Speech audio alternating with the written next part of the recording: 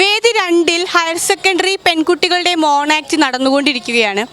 ഇപ്പോൾ നമ്മോടൊപ്പമുള്ളത് higher secondary വിഭാഗം ആൺകുട്ടികളുടെ മോണാക്ട് മത്സരത്തിൽ 1ാം സ്ഥാനം നേടി ഇനി സംസ്ഥാന തലത്തിൽ മത്സരിക്കാൻ പോകുന്ന നിരഞ്ജനാണ്. നമുക്ക് നിരഞ്ജനോട് അവൻ്റെ വിശേഷങ്ങൾ ചോദിച്ചറിയാം. ആദ്യമേ തന്നെ അഭിനന്ദനങ്ങൾ. Thank U.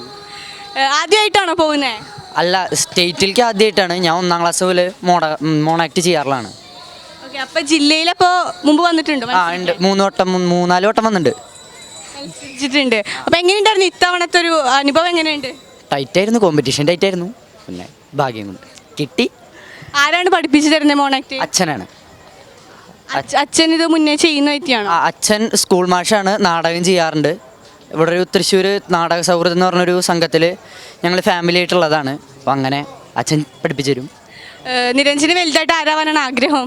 അഭിനയം തുടരണം എന്നാണ് ആഗ്രഹം. ഇപ്പോൾ ഹയർ സെക്കൻഡറി +2-ലാണോ പഠിക്കുന്നത്? +1. അപ്പോൾ ഇനി അടുത്ത വർഷം കൂടിയും കലോത്സവത്തിൽ എത്തുമെന്ന് വിചാരിക്കാം അല്ലേ?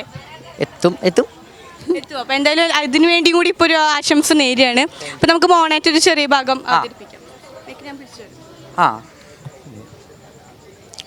അല്ല, ജങ്ങട്ടെ ഈ സമയത്ത് സിനിമക്ക് 2ാം കളിക്കാവൂല്ലേ? ചത്ത് പറഞ്ഞപ്പോഴാ പണ്ട് ആടെ ഷൂട്ടിംഗ് ഉണ്ടായപ്പോൾ സത്യം മാസ് പാതിരാമണലിൽ മലന്ന് കിടന്ന് ബീഡി വലിച്ചു നിന്ന സീൻ എടുക്കുന്നു. ബീഡി കത്തിക്കാൻ നോക്കുമ്പോൾ തീപ്പെട്ടിയില്ല. മൂപ്പര് ഒറ്റ ബീളിയാ.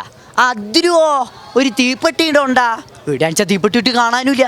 എന്നിട്ട് നമ്മൾ ബീഡി കെട്ടുന്ന ഒരെണ്ണം എടുത്ത് സമോവാറിൻ്റെ അടിയിൽ നിന്ന് ബലിച്ചൂതി കത്തിച്ചാണ്ടി കൊടുത്തി.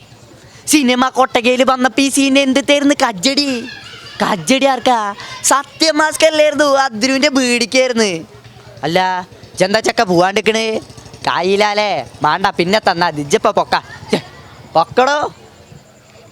ഓക്കെ, അടിപൊളിയായിരുന്നു. എന്തൊക്കെ ഭാവങ്ങളാണ് ഒരേ സമയത്ത് മുഖത്ത് മിന്നി വായുന്നത്. അടിപൊളിയായിട്ട് ചെയ്തു. ഏത് സ്കൂളിലാണ് പഠിക്കുന്നത്? വിവേകോദയം ബോയ്സ്, തൃശ്ശൂർ. ഓക്കെ, അപ്പോൾ സംസ്ഥാന തലത്തിൽ പോവാണ് നിരഞ്ജൻ. എല്ലാവിധ ആശംസകളും നേരുന്നു.